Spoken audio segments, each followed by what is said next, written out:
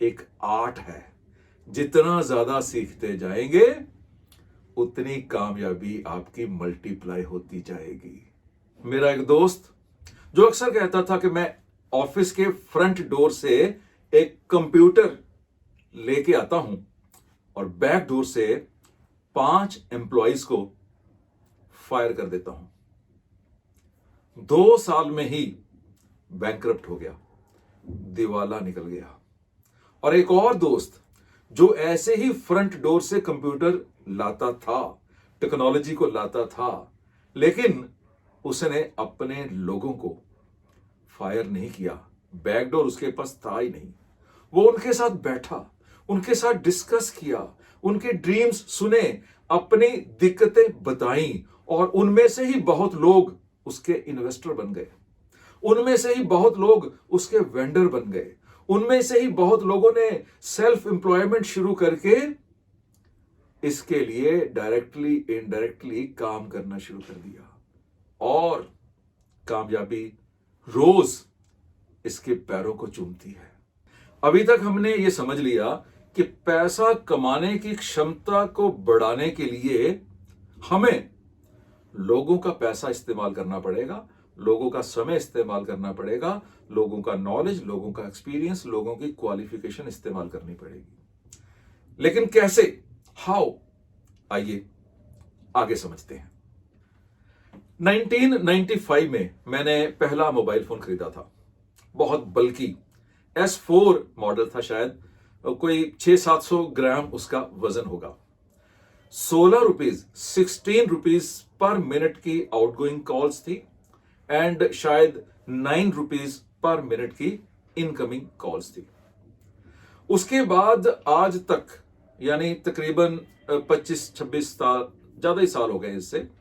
इन 25-26 सालों में मैंने अप्रोक्सीमेटली 30 के करीब मोबाइल फोन्स चेंज किए होंगे। चाहे वो नोकिया आया, चाहे वो सैमसंग आया, एंड्रॉयड आया, अब पिछले कुछ सालों से आईफोन चल रहा है और लेटेस्ट आईफोन 12 प्रो मैक्स आ गया। हर फोन को जब बदला तो बेसिक फोन तो वही था ना, बेसिक तो वही था, वही काम करता था, लेकिन हर फोन में कुछ ना कुछ इंप्रूवमेंट होती गई, कुछ ना कुछ फीचर्स ऐड होते गए, कुछ ना कुछ टेक्नोलॉजिकल एडवांसमेंट्स होती गई और जब भी कोई फोन खरीदते थे उसको 2 घंटे 3 घंटे लग जाते थे समझ आने में, लेकिन समझ आ जाती थी। और अब जो लेटेस्ट फोन आए उसको समझने में शायद 10 या 15 मिनट ही लगते हैं। तो मतलब क्या है, कहना क्या चाह रहा हूं कि मोबाइल फोन्स हो या टेलीविजन, एयर कंडीशनर्स हो या इलेक्ट्रिकल अप्लायंसेस, आपकी 2 व्हीलर हो या कार हो, कोई भी चीज जब आप खरीदते हो उसको इस्तेमाल करने से पहले उसको समझना बहुत जरूरी होता है, तभी तो आप उसको इस्तेमाल कर पाते हो। और जब आप इंसानों को इस्तेमाल करना चाहते हो, इंसानों का पैसा, टाइम, एनर्जी, एक्सपीरियंस, क्वालिफिकेशन वगैरह वगैरह इस्तेमाल करना चाहते हो, तो सबसे पहले इंसानों को समझना बहुत जरूरी है, उनके बारे में जानना बहुत जरूरी है। इंसान और मशीन में फर्क क्या है?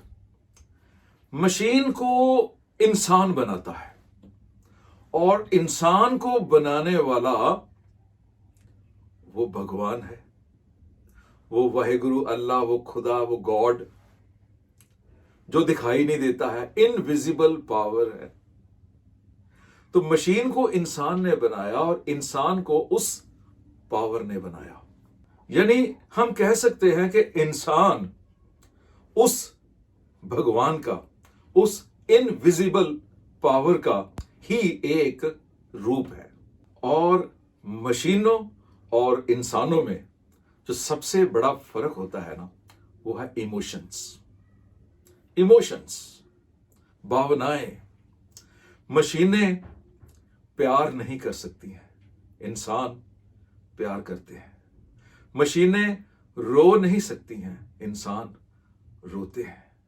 मशीनें हंसती नहीं हैं, इंसान हंसते हैं। मशीनें दुखी नहीं होती, इंसान दुखी होते हैं।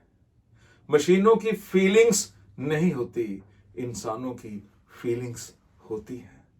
इंसान प्यार करते हैं, इंसान नफरत करते हैं, इंसान सोते हैं, इंसान रोते हैं, इंसान उठते हैं, इंसान बैठते हैं, इंसान उदास होते हैं, इंसान जीते भी हैं, पैदा भी होते हैं और मरते भी हैं।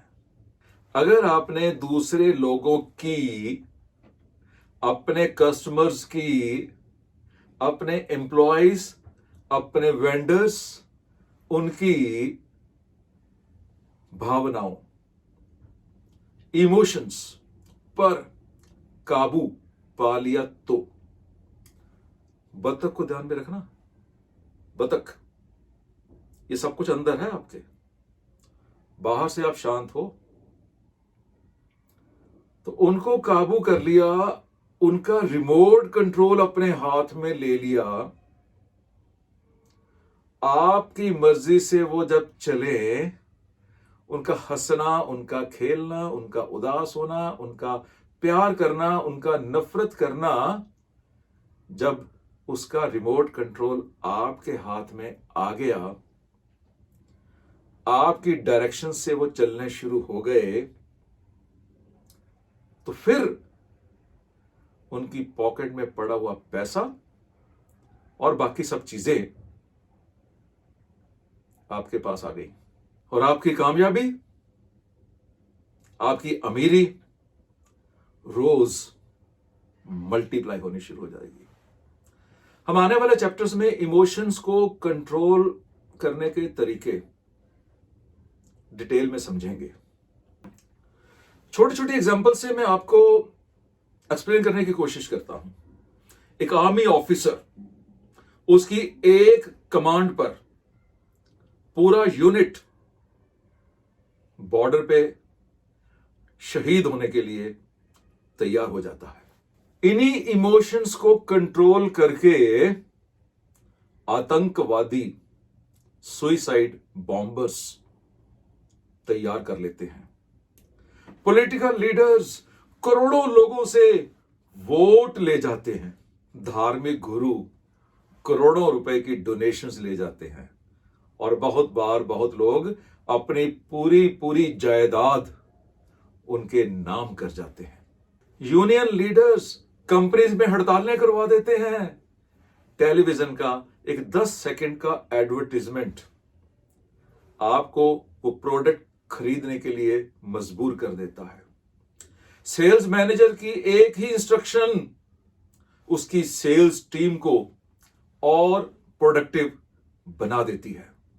फर्क सिर्फ इतना था कि आप में से ज्यादातर लोग स्टेज के उस तरफ बैठे थे, ऑडियंस में बैठे थे। आपके इमोशंस का रिमोट कंट्रोल किसी और के हाथ में था। किसी और के कारण आप काम कर रहे थे, किसी और के कारण आप उठते बैठते थे, किसी और के कारण आप lunch time, dinner time fix करते थे, किसी और के कहने पर आप डोनेशन देते थे, किसी और के कहने पे आप सेल करते थे। अब आपने स्टेज के दूसरी तरफ जाना है।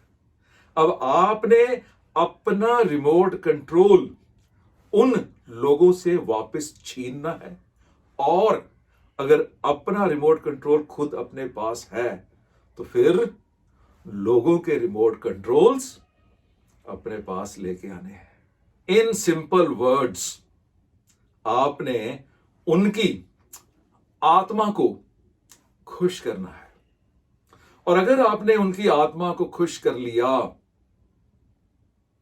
तो उनका पैसा, उनका समय, उनका नॉलेज, उनका एक्सपीरियंस, उनकी क्वालिफिकेशन, आपका पैसा, आपका समय, आपका नॉलेज, आपका एक्सपीरियंस, आपके क्वालिफिकेशन बन जाएगा। एक छोटी सी एग्जांपल शेयर करता हूं, शॉर्ट स्टोरी मेरे फादर सुनाते थे। दो लोग मिले आपस में, एक के पास बहुत पैसा था और एक के पास बहुत एक्सपीरियंस था। पैसे वाले ने और एक्सपीरियंस्ड पर्सन ने, दोनों ने सोचा कि मिलकर बिजनेस करेंगे ताकि उसका पैसा और उसका एक्सपीरियंस दोनों मिलके ज्यादा सक्सेस अचीव हो पाए। कुछ सालों के बाद जिसके पास पैसा था उसके पास एक्सपीरियंस आ गया, और जिसके पास एक्सपीरियंस था उसके पास पैसा चला गया। समझ गए? मैंने शायद जीकेएन के कोर्स में अपने एक दोस्त का जिक्र किया है, मिस्टर प्रफुल्ल पटेल। ये इंडिया के एविएशन मिनिस्टर की बात नहीं कर रहा हूं, एक्स एविएशन मिनिस्टर की बात नहीं कर रहा हूं, प्रफुल्ल पटेल। इस स्टोरी को सुनाना जरूरी है सो दैट आपको आइडिया हो कि मैं क्या कहना चाह रहा हूं और कैसे आप अपनी क्षमता बढ़ा पाओगे पैसा कमाने की। मुझे अचानक एक दिन कॉल आती है कि मैं प्रफुल्ल पटेल बोल रहा हूं। तब प्रफुल्ल पटेल इंडिया के एविएशन मिनिस्टर थे। मैंने कहा सॉरी, तो उन्होंने कहा कि Praful Patel but not that aviation minister. मैं ह्यूस्टन में रहता हूं और इंडिया आया हूं और आपको मिलना चाहता हूं। मैंने कहा कि क्यों मिलना चाहते हैं? कहते बस कुछ बिजनेस की प्रपोजल डिस्कस करनी है। अब होता क्या है कि जब आपको किसी की कॉल आती है कि बिजनेस की प्रपोजल डिस्कस करनी है, तो आपके मन में ना कुछ अलग अलग ओपिनियंस बनने शुरू हो जाते हैं। अज्यूम करते हो कि ये क्या बोलेगा, ये हमें कोई कंपनी ज्वाइन कराएगा, कोई एमएलएम करवाएगा, कोई नेटवर्क कंपनी करवाएगा, किसी क्लब की मेंबरशिप दिलवाएगा, वगैरह वगैरह। तो ऐसे ही मेरे दिमाग में चलना शुरू हो गया कि बाहर से आए हैं, कोई कंपनी बनाई होगी, एमएलएम चलानी होगी, वगैरह वगैरह। मैंने कहा प्रफुल्ल पटेल जी थोड़ा आइडिया दे दीजिए, बिजनेस किस चीज का है? तो कहते जी वो एयरक्राफ्ट्स का बिजनेस है। तो मैंने कहा इसका मतलब ये कोई ऐसी एमएलएम है कि जिसमें एयरक्राफ्ट बेचने हैं।